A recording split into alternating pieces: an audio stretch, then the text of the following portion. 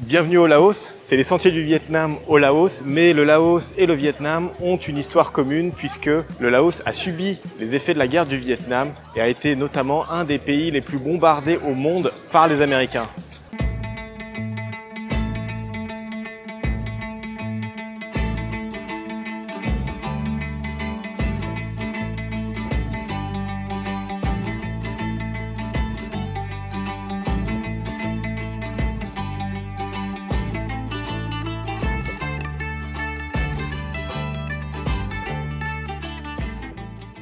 On a acheté des petits gâteaux qui sont à base de farine de riz et c'est la spécialité de Luang Prabang, c'est des gâteaux qui sont frits.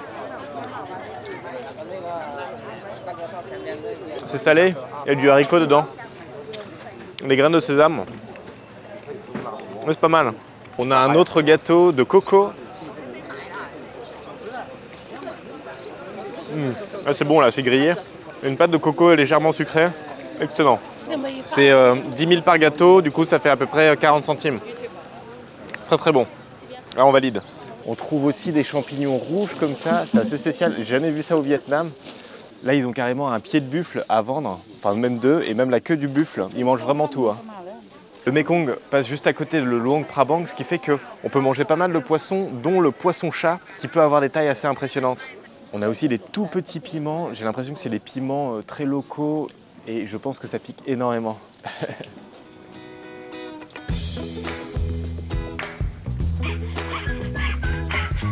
Magnifique cette ruelle avec les petits artisans qui travaillent.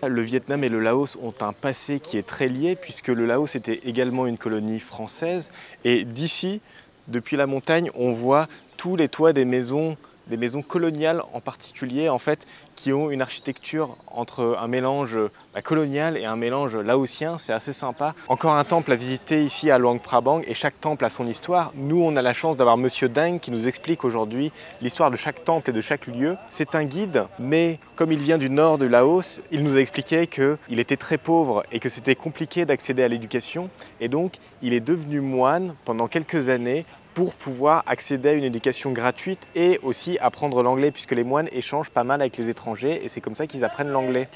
Beginning, no? Yeah. Ah, okay. Normally Lao women know. Ah. Yeah, we have culture. Traditionnellement, les Laotiens de Luang Prabang vivaient dans des maisons sur pilotis et on retrouve ici une maison sur pilotis qui est un musée en fait. Du coup, on ne peut pas la détruire et d'une manière générale, le centre-ville de Luang Prabang est vraiment un musée à ciel ouvert puisqu'il y a plein de maisons d'architecture coloniale ou des maisons sur pilotis dans les petites ruelles comme ça à voir. Luang Prabang n'a pas été touché par les bombardements, c'est plutôt à l'extérieur de la ville, assez loin vers l'est en fait, qu'il y a eu énormément de bombardements américains.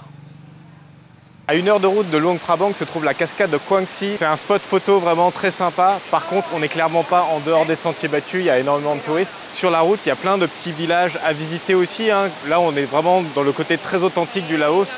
N'hésitez pas à vous arrêter sur la route.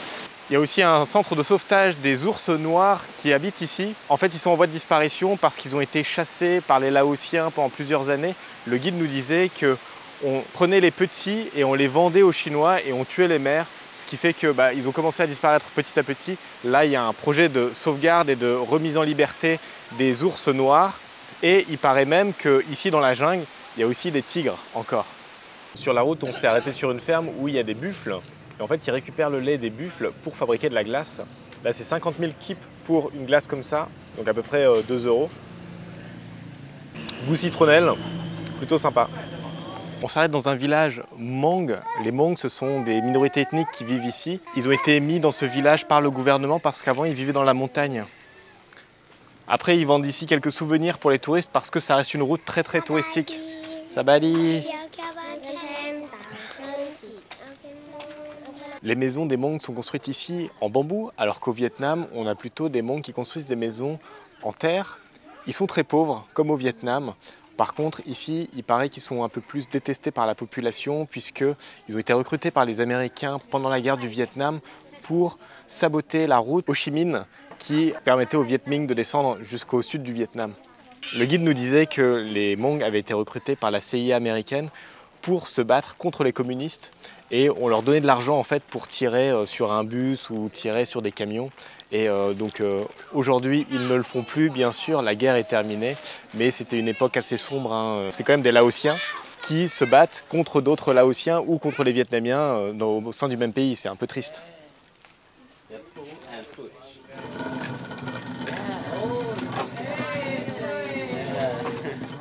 On teste l'arbalète des Hmong. Ah oui. On arrive à la fin de cette première journée à Luang Prabang et une des choses qu'il faut surtout pas rater à Luang Prabang, c'est le coucher de soleil qui se couche sur le Mekong. Et donc c'est quand même un fleuve magnifique où ici il y a très peu de circulation, on voit. On voit aussi que au Laos, de manière générale, c'est un pays qui est quand même beaucoup plus pauvre que le Vietnam et on trouve difficilement des restaurants hyper locaux, hein. Les restaurants sont plutôt adaptés aux touristes et les plats coûtent autour de 4 € et une boisson va coûter autour de 2 €. Ce qui fait qu'on est sur des prix à peu près similaires qu'au Vietnam, voire un peu plus chers. On prend le bateau ce matin sur le Mekong, on va visiter les grottes de Paku depuis Luang Prabang. C'est un des spots à ne pas rater.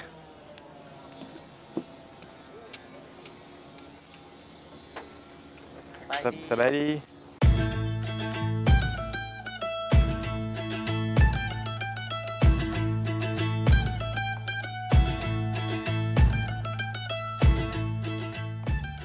La meilleure saison pour visiter le Laos, c'est en hiver, c'est-à-dire décembre, janvier, février, puisque à ce moment-là, c'est la saison sèche, il ne pleut pas et aussi il ne fait pas trop chaud.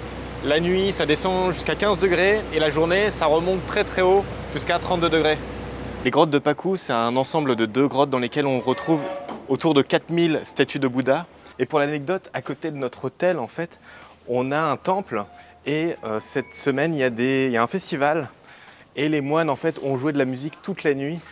Ils ont chanté, ils ont joué de la musique et tout pendant toute la nuit et toute la journée, ce qui fait qu'on n'a quasiment pas dormi. Le Laos, c'est vraiment un pays qui est très très bouddhiste, très très croyant hein, quand même, hein. Il y a énormément de moines et chaque lieu est extrêmement sacré, hein. C'est ouf, hein, il y a plein de statues de Bouddha et il y a aussi quelques chauves-souris qui volent là-haut. Je pense qu'elles doivent sortir la nuit, mais on ne peut pas les voir avec la caméra puisque c'est trop sombre. Ici au Laos, on retrouve énormément de grottes et certaines d'entre elles ont servi de refuge pendant les bombardements américains pour les soldats du Pathet Lao, qui est le parti communiste laotien qui avait pris le pouvoir dans les années 50.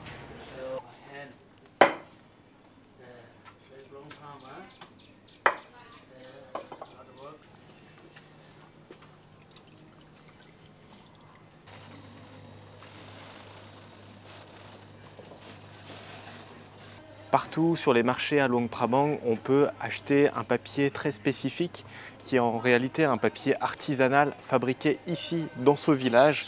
On va utiliser ces espèces de tiges, ces branches comme ça. On va les mettre ici dans le mortier. On va les écraser pendant un certain temps avec de l'eau pour obtenir une pâte. Et cette pâte-là, on va ensuite la poser sur un cadre. Et on va obtenir, avec un savoir-faire que je ne connais pas, hein, que je n'ai pas, mais qu'ils ont ici, on va obtenir un papier assez épais, très spécifique de la région. Et on va faire sécher les feuilles pendant une journée sur les cadres, puis on les décolle. Et là, on obtient du papier sur lequel on peut peindre. Et on peut aussi mettre des pétales de fleurs à l'intérieur pour faire un papier qui est déjà décoré. On a cette petite lanterne avec la peinture du Laos, les mois, les éléphants. C'est très joli ça. C'est au centre Xo qu'on se rend un peu plus compte de l'ampleur des bombardements américains. Il y a eu environ 2 millions de tonnes de bombes qui sont tombées ici au Laos pour bloquer la route Ho Chi Minh. Mais les Américains se sont retirés, ils n'ont pas gagné la guerre contre le parti laotien communiste, le Pathet Lao, et ils n'ont pas réussi non plus à arrêter les Viet Minh qui descendaient par la route Ho Chi Minh jusqu'au sud du Vietnam. Sur cette carte, Luang Prabang est juste ici, Vientiane ici, et tous les points rouges, ce sont les bombardements des Américains, les points d'impact. On voit que toute cette région-là était très touchée par les bombardements et aussi toute cette région-là. C'est par là que les convois pour la guerre du Vietnam passaient pour alimenter le sud du Vietnam. Pour une grande partie des bombes qui sont tombées, ce sont des bombes à fragmentation, c'est-à-dire qu'elles tombent, elles explosent et à l'intérieur, il y a plein de petites bombes qui vont faire des milliers d'explosions. Et aujourd'hui, ce type de bombe est interdit. On parle aussi de guerre secrète puisque l'objectif principal des Américains, c'était quand même de détruire l'armée nord-vietnamienne. Mais au final, ils ont bombardé beaucoup de Laotiens et il y a eu beaucoup de victimes collatérales au Laos. De nombreux paysans en sont morts. Les locaux disent qu'il pleuvait des bombes jour et nuit pendant cette guerre secrète ici au Laos. Aussi, on estime que 30% des bombes qui sont tombées n'ont pas explosé. Et c'est pour ça que UXO, c'est une association qui s'occupe de déminer le Laos et de détruire toutes ces bombes qui n'ont pas explosé. Et le centre UXO fait aussi de la sensibilisation auprès des enfants pour qu'ils évitent de ramasser les bombes, notamment les petites bombes à fragmentation qui sont comme des petites balles qui pourraient se lancer l'un à l'autre. Et le problème, c'est que ça risque d'exploser. Et il y a encore des mutilés après des dizaines d'années qui arrivent encore. C'est sur ce magnifique coucher de soleil sur le Mekong qu'on se quitte. N'hésitez pas comme d'habitude à vous abonner, à mettre un petit pouce bleu et à laisser un commentaire si vous avez des questions sur le Laos. Et on vous dit à la prochaine.